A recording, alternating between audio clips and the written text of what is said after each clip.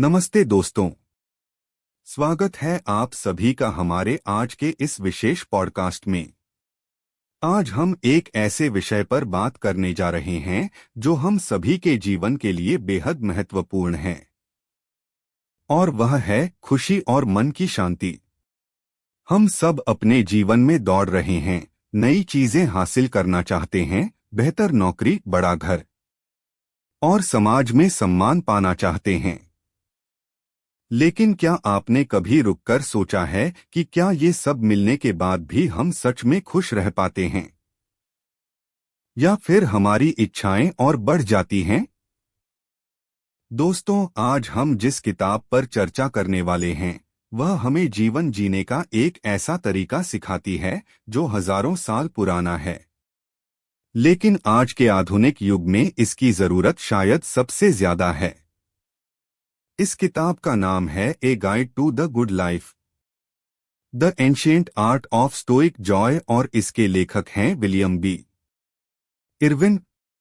इस किताब में स्टोइसिज्म, या जिसे हम हिंदी में वैराग्य भाव या तटस्थता का सिद्धांत भी कह सकते हैं, उसके बारे में बहुत ही व्यावहारिक तरीके से बताया गया है। अक्सर जब हम स्टोइक शब्द सुनते हैं तो हमारे दिमाग में एक ऐसे इंसान की तस्वीर आती है जो पत्थर दिल है, जिसे न दुख होता है न खुशी, और जो हर स्थिति में भावनाओं से रहित रहता है। लेकिन दोस्तों, यह एक बहुत बड़ी गलतफहमी है। लेखक विलियम इरविन हमें बताते हैं कि स्टोइसिज्म का असली मकसद भावनाओं को खत्म करना नहीं है, बल्कि नकारात्मक भावनाओं जैसे कि गुस्सा, जलन और चिंता को कम करना, और सकारात्मक भावनाओं जैसे कि खुशी और शांति को बढ़ाना है। तो चलिए एक लंबी गहरी सांस लीजिए और मेरे साथ इस ज्ञान की यात्रा पर चलिए, जहां हम सीखेंगे कि प्राचीन रोम और ग्रीस के महान दार्शनिकों ने खुश रहने के क्या राज खोजे थे। सबसे पहले बात करते हैं कि हमें एक जीवन दर्शन या फिलॉसफी ऑफ लाइफ की जरूरत क्यों है। लेखक कहते हैं कि अगर हमारे पास जीवन का कोई नक्शा या योजना नहीं है तो हम अपनी पूरी जिंदगी इधर उधर भटकने में बिता देंगे। हम उन चीजों के पीछे भागेंगे जो असल में मायने नहीं रखती, और अंत में जब हम मुड़कर देखेंगे तो हमें पछतावा होगा कि हमने अपना जीवन बर्बाद कर दिया। स्टोइसिज्म हमें यही नक्शा देता है। यह हमें बताता है कि जीवन में क्या कीमती है और उसे कैसे हासिल किया जाए। स्टोइसिज्म की शुरुआत प्राचीन ग्रीस में हुई थी, लेकिन इसका सबसे ज्यादा विकास और व्यावहारिक प्रयोग रोम में हुआ। इस दर्शन के 4 प्रमुख स्तंभ माने जाते हैं। सेनेका, जो एक बहुत अमीर और प्रभावशाली व्यक्ति थे, मसोनियस रफस, एपिक्टेटस, जो एक गुलाम थे लेकिन बाद में महान शिक्षक बने, और मार्कस ऑरेलियस, जो दुनिया के सबसे ताकतवर इंसान यानी रोमन सम्राट थे।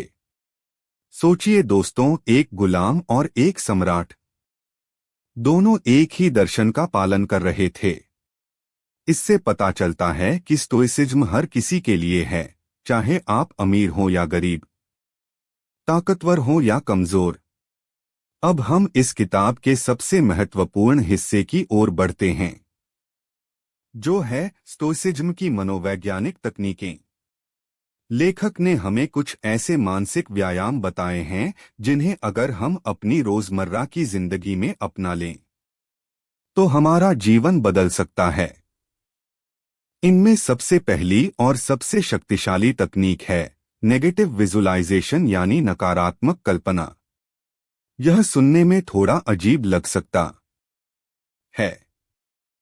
आप सोचेंगे कि हमें तो हमेशा सकारात्मक सोचना चाहिए, तो फिर यह नकारात्मक सोचने की सलाह क्यों? दोस्तों, इसके पीछे एक बहुत गहरा मनोविज्ञान है। हम इंसानों की फितरत होती है कि हम बहुत जल्दी चीजों के आदी हो जाते हैं। इसे हीडोनिक एडाप्टेशन कहते हैं। मान लीजिए आपको एक नई कार चाहिए। आप उसके लिए मेहनत करते हैं, पैसे बचाते हैं और अंत में उसे खरीद लेते हैं। कुछ दिनों तक तो आप बहुत खुश रहते हैं, लेकिन कुछ महीनों बाद वह कार आपके लिए पुरानी हो जाती है। अब आपको उससे वो खुशी नहीं मिलती जो पहले मिलती थी। अब आप किसी और नई चीज के पीछे भागने लगते हैं। यह चक्र कभी खत्म नहीं होता और हम हमेशा असंतुष्ट रहते हैं। नेगेटिव विजुअलाइजेशन हमें इस चक्र को तोड़ने में मदद करता है। स्टोइसिज्म कहता है कि हमें रोज थोड़ा समय निकालकर यह सोचना चाहिए कि जो चीजें हमारे पास हैं, अगर वे हमसे छिन जाएं तो कैसा होगा। कल्पना कीजिए कि आपकी नौकरी चली गई है या आपकी वह कार चोरी हो गई है। या और यह थोड़ा मुश्किल है, कल्पना कीजिए कि आपके प्रियजन अब आपके साथ नहीं हैं। जब आप ऐसी कल्पना करते हैं और फिर अपनी वर्तमान स्थिति में वापस आते हैं, तो आपको एहसास होता है कि आप कितने भाग्यशाली हैं। आपको अपनी कार, अपनी नौकरी और अपने परिवार की अहमियत समझ में आती है। आप उन्हें ग्रांटेड लेना बंद कर देते हैं। एपिक्टेटस कहते थे कि जब आप अपने बच्चे को रात में गुड नाइट किस करें, तो मन में यह विचार लाएं कि शायद यह आखिरी बार हो जब आप उसे देख रहे हैं।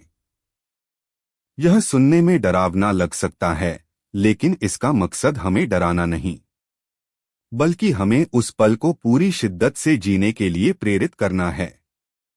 जब आप यह सोचेंगे कि यह पल आखिरी हो सकता है, तो आप उस पल में कोई शिकायत नहीं करेंगे, बल्कि सिर्फ प्यार और कृतज्ञता महसूस करेंगे। तो दोस्तों, खुशी पाने का सबसे आसान तरीका यह नहीं है कि हम वो पाएं जो हम चाहते हैं, बल्कि यह है कि हम उसे चाहना शुरू कर दें जो हमारे पास पहले से है। और नेगेटिव विजुअलाइजेशन हमें यही सिखाता है। दूसरी महत्वपूर्ण तकनीक है कंट्रोल का त्रिभाजन यानी ट्राइकोटोमी ऑफ कंट्रोल। एपिक्टेटस ने कहा था कि दुनिया में कुछ चीजें हमारे नियंत्रण में हैं और कुछ नहीं। अगर हम उन चीजों के बारे में चिंता करते हैं जो हमारे नियंत्रण में नहीं हैं, तो हम दुखी ही होंगे। विलियम इरविन ने इसे थोड़ा और विस्तार दिया है। वे कहते हैं कि चीजों को 3 श्रेणियों में बांटा जा सकता है। पहली, वो चीजें जिन पर हमारा पूरा नियंत्रण है, जैसे हमारे विचार, हमारे मूल्य, हमारी कोशिशें। दूसरी, वो चीजें जिन पर हमारा बिल्कुल नियंत्रण नहीं है, जैसे मौसम, सूरज का उगना या अतीत में क्या हुआ। और तीसरी, वो चीजें जिन पर हमारा थोड़ा नियंत्रण है, जैसे टेनिस का मैच जीतना या अच्छी नौकरी पाना। स्टोइसिज्म की मुख्य शिक्षा यह है कि हमें अपना पूरा ध्यान और ऊर्जा केवल उन चीजों पर लगानी चाहिए जिन पर हमारा नियंत्रण है। जो चीजें हमारे नियंत्रण में नहीं हैं, उनके बारे में चिंता करना मूर्खता है। लेकिन उन चीजों का क्या जिन पर हमारा थोड़ा नियंत्रण है, जैसे कि टेनिस का मैच। आप मैच जीतना चाहते हैं, आप इसके लिए अभ्यास कर सकते हैं, लेकिन जीतना पूरी तरह आपके हाथ में नहीं है। हो सकता है सामने वाला खिलाड़ी आपसे बेहतर हो, या उस दिन आपकी किस्मत खराब हो। अगर आप मैच जीतने को अपना लक्ष्य बनाएंगे और हार गए, तो आप दुखी होंगे, आपकी शांति भंग हो जाएगी। इसलिए स्टोक्स सुझाव देते हैं कि हमें अपने लक्ष्यों को आंतरिक बनाना चाहिए, यानी आपका लक्ष्य मैच जीतना नहीं होना चाहिए, बल्कि आपका लक्ष्य होना चाहिए अपनी तरफ से सबसे बेहतरीन खेल खेलना। देखिए, बेहतरीन खेलना पूरी तरह आपके हाथ में है।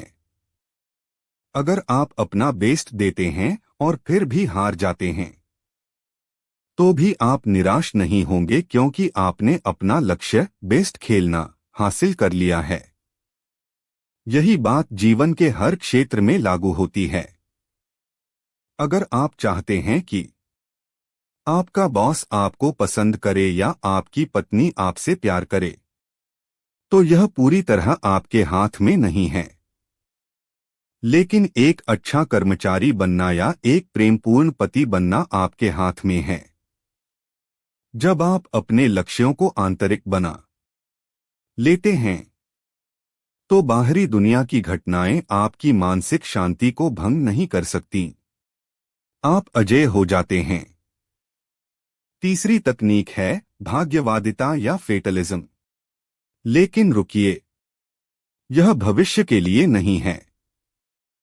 स्टोइक्स भविष्य के बारे में भाग्यवादी नहीं थे। वे कर्म में विश्वास करते थे, लेकिन वे अतीत और वर्तमान के बारे में भाग्यवादी थे। इसका मतलब यह है कि जो हो चुका है या जो इस पल हो रहा है, उसे बदला नहीं जा सकता। इसलिए उसके बारे में शिकायत करना या काश ऐसा होता सोचना समय की बर्बादी है। जैसे अगर आप ट्रैफिक में फंस गए हैं, तो गुस्सा करने से ट्रैफिक नहीं खुलेगा। आप सिर्फ अपना ब्लड प्रेशर बढ़ाएंगे। एक स्टोइक व्यक्ति सोचेगा, मैं ट्रैफिक में हूं, यह एक तथ्य है, अब मैं इस समय का उपयोग कैसे करूं? शायद वह कोई पॉडकास्ट सुन लेगा या बस शांति से बैठेगा। वह वर्तमान से लड़ता नहीं है, बल्कि उसे स्वीकार करता है। मार्कस ऑरेलियस कहते थे कि हमें हर उस चीज का स्वागत करना चाहिए जो भाग्य हमारे लिए बुनता है। चौथी तकनीक है आत्मसंयम या वॉलंटरी डिस्कम्फर्ट। यह आज के दौर में सबसे मुश्किल लग सकता है। हम सब आराम पसंद लोग हैं। अगर थोड़ी सी गर्मी लगे तो एसी चाहिए, थोड़ी भूख लगे तो तुरंत खाना चाहिए। लेकिन स्टोइक्स कहते थे कि हमें जानबूझकर कभी कभी खुद को थोड़ी असुविधा में डालना चाहिए। जैसे कभी कभी ठंड में बिना जैकेट के बाहर जाना, या कभी भूख लगने पर थोड़ी देर खाना न खाना, या कभी जमीन पर सोना। ऐसा क्यों? इसके दो फायदे हैं। पहला, यह हमें कठोर बनाता है। अगर हम हमेशा आराम में रहेंगे, तो थोड़ी सी भी परेशानी हमें तोड़ देगी। लेकिन अगर हम असुविधा की प्रैक्टिस करते रहेंगे, तो जब सच में मुसीबत आएगी, तो हम घबराएंगे नहीं। दूसरा फायदा यह है कि यह हमें अपनी सुविधाओं की कदर करना सिखाता है। जब आप प्यासे रहने के बाद पानी पीते हैं, तो वह पानी अमृत लगता है। लेकिन अगर आप हमेशा पीते रहते हैं, तो आपको पानी का स्वाद पता ही नहीं चलता। खुद को असुविधा में डालकर हम अपनी खुशी की सीमा को बढ़ाते हैं। दोस्तों, ये थीं कुछ मानसिक तकनीकें। अब हम बात करते हैं कि स्टोइसिज्म हमें रोजमर्रा की जिंदगी की समस्याओं से निपटने में कैसे मदद करता है। सबसे आम समस्या है अपमान। कोई हमें कुछ बुरा भला कह देता है, हमारी बेइज्जती कर देता है, और हमारा पूरा दिन खराब हो जाता है। स्टोक्स अपमान को बहुत अलग नजरिए से देखते थे।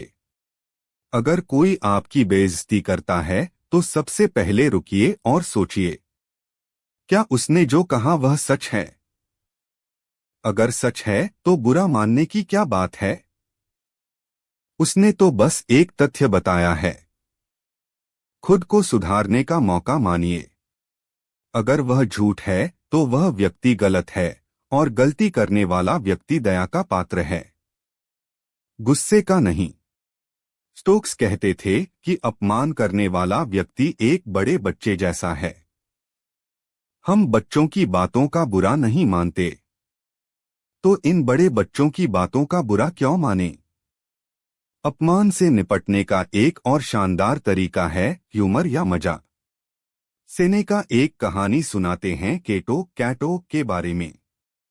एक बार केटो किसी से बहस कर रहे थे और उस व्यक्ति ने केटो के मुंह पर थूक दिया। सोचिए कितना गुस्सा आया होगा। लेकिन केटो ने गुस्सा नहीं किया, नहीं उसे मारा। उन्होंने बस अपना चेहरा पोंछा और कहा, लोग कहते हैं कि तुम्हारा मुंह इस्तेमाल करने लायक नहीं है, लेकिन अब मैं उनसे कहूंगा कि वे गलत थे। उन्होंने स्थिति को हंसी में उड़ा दिया। अगर आप किसी के अपमान का जवाब गुस्से से देते हैं, तो इसका मतलब है कि आप उसकी बातों को महत्व दे रहे हैं। लेकिन अगर आप उसे मजाक में उड़ा देते हैं या कोई प्रतिक्रिया नहीं देते, तो आप दिखाते हैं कि उसकी बातें आपके लिए कोई मायने नहीं रखती। एक और बड़ी समस्या है क्रोध या गुस्सा। सेनेका ने गुस्से पर पूरी एक किताब लिखी है। वे कहते हैं कि गुस्सा एक अस्थायी पागलपन है। हम सोचते हैं कि गुस्सा हमें ताकत देता है, लेकिन असल में यह हमें कमजोर बनाता है। गुस्से में हम वो फैसले लेते हैं जिन पर हमें बाद में पछताना पड़ता है। स्टोक्स कहते हैं कि हमें गुस्से के शुरुआती संकेतों को पहचानना चाहिए और उन्हें वहीं रोक देना चाहिए। अगर आपको गुस्सा आ रहा है तो अपनी आवाज धीमी कर लें, अपने चेहरे की मांसपेशियों को ढीला छोड़ दें और धीरे चलें। जब आप अपने शरीर को शांत करते हैं तो दिमाग भी शांत होने लगता है। साथ ही हमें यह समझना चाहिए कि दुनिया में बुरे लोग और बुरी घटनाएं होंगी ही, यह तय है। अगर हम यह उम्मीद करें कि सब कुछ हमारी मर्जी से हो, तो हम हमेशा गुस्से में रहेंगे। जैसे हम सर्दियों में ठंड होने पर गुस्सा नहीं करते क्योंकि हमें पता है कि सर्दी का मौसम है, वैसे ही हमें लोगों की बदतमीजी पर गुस्सा नहीं करना चाहिए क्योंकि दुनिया में ऐसे लोग हैं और रहेंगे। अब बात करते हैं शोहरत और दौलत की। आज के जमाने में हर कोई फेमस होना चाहता है और अमीर बनना चाहता है। लेकिन स्टोइक्स पूछते हैं, इसकी कीमत क्या है? अगर आपको फेमस होना है तो आपको लोगों को खुश करना पड़ेगा। आपको वो करना पड़ेगा जो वे चाहते हैं, न कि जो आप चाहते हैं। आप अपनी आजादी खो देंगे। एपिक्टेटस कहते थे कि अगर आपको किसी पार्टी में नहीं बुलाया गया तो दुखी मत होइए। सोचिए कि आपने उस पार्टी में जाने के लिए चापलूसी करने की जो कीमत थी, वह नहीं चुकाई। आपने अपने पैसे और अपनी आत्मसम्मान को बचाया। क्या यह सौदेबाजी बुरी है? दौलत के बारे में भी स्टोइक्स का नजरिया बहुत संतुलित था। वे यह नहीं कहते थे कि हमें फकीर बन जाना चाहिए। सेनेका खुद बहुत अमीर थे, लेकिन उनका कहना था कि हमें दौलत का गुलाम नहीं बनना चाहिए। हमें दौलत का आनंद लेना चाहिए, लेकिन उसे पकड़कर नहीं रखना चाहिए। हमें हमेशा इस बात के लिए तैयार रहना चाहिए कि यह दौलत कभी भी जा सकती है। दौलत का होना अच्छा है, लेकिन उसकी जरूरत महसूस होना बुरा है। दोस्तों, स्टोइसिज्म हमें बुढ़ापे और मौत के डर से भी मुक्त करता है। बहुत से लोग बूढ़े होने से डरते हैं क्योंकि उन्हें लगता है कि वे अपनी जवानी के मजे खो देंगे। लेकिन स्टोइक्स कहते हैं कि बुढ़ापा हमें उन तीव्र इच्छाओं और वासनाओं से मुक्त करता है जो जवानी में हमें परेशान करती थीं। यह एक शांत और सुखद समय हो सकता है। और मौत से डरना वैसा ही है जैसे यह डरना कि हम पैदा क्यों हुए। यह प्रकृति का नियम है। मार्कस ऑरेलियस खुद को याद दिलाते रहते थे कि सिकंदर महान और उसका खच्चर चालक दोनों ही अंत में मिट्टी में मिल गए। मौत हमें यह याद दिलाती है कि हमारे पास सीमित समय है, इसलिए हमें आज का दिन, यह पल पूरी तरह जीना चाहिए। अगर आप स्टोइसिज्म को अपनी जिंदगी में उतारना चाहते हैं तो लेखक एक बहुत महत्वपूर्ण सलाह देते हैं, गुप्त स्टोइक बने। जी हाँ, शुरू में किसी को मत बताइए कि आप स्टोइसिज्म का पालन कर रहे हैं, वरना लोग आपका मजाक उड़ा सकते हैं या आपको परखने के लिए जानबूझकर तंग कर सकते हैं। चुपचाप इन तकनीकों का अभ्यास करें। जैसे जैसे आप बदलेंगे, लोग खुद आपके शांत और सुलझे हुए व्यवहार को नोटिस करेंगे। हो सकता है वे आपसे पूछें कि आपके बदलाव का राज क्या है, तब आप उन्हें बता सकते हैं। दोस्तों, यह पॉडकास्ट समाप्त करने से पहले मैं आपको एक चुनौती देना चाहता हूं। अगले एक हफ्ते के लिए नेगेटिव विजुअलाइजेशन का अभ्यास करें। दिन में बस एक बार कुछ पलों के लिए सोचिए कि आपके पास जो कुछ है वह नहीं है, और फिर देखिए कि कैसे आपकी शिकायतें कृतज्ञता में बदल जाती हैं। या फिर जब कोई आपको ट्रैफिक में कट मारे या ऑफिस में कोई कड़वी बात कहे, तो प्रतिक्रिया देने से पहले एक सेकंड रुकिए और सोचिए, क्या यह मेरे नियंत्रण में है? अगर नहीं, तो इसे जाने दीजिए। स्टोइसिज्म कोई जादू नहीं है, यह एक अभ्यास है। जैसे हम जिम जाकर शरीर को मजबूत बनाते हैं, वैसे ही स्टोइसिज्म हमारे मन का जिम है। यह हमें मानसिक रूप से इतना मजबूत बना देता है कि बाहर की दुनिया में चाहे कितनी भी उथल-पुथल क्यों न हो, हमारे अंदर एक शांति का सागर हमेशा बना रहता है। William B. इरविन की यह किताब हमें यही सिखाती है कि खुश रहना एक कला है और इसे सीखा जा सकता है। तो दोस्तों, आज ही से अपने मन को प्रशिक्षित करना शुरू करें। याद रखें, आप अपनी परिस्थितियों को नहीं चुन सकते, लेकिन आप अपनी प्रतिक्रिया को जरूर चुन सकते हैं। और उसी चुनाव में आपकी असली आजादी और खुशी छिपी है। उम्मीद है आपको आज का यह एपिसोड पसंद आया होगा और इससे आपको जीवन को एक नए नजरिए से देखने में मदद मिलेगी। हम फिर मिलेंगे एक नई किताब और नई सीख के साथ। तब तक के लिए खुश रहिए, शांत रहिए और अपने जीवन के हर पल का आनंद लीजिए। धन्यवाद।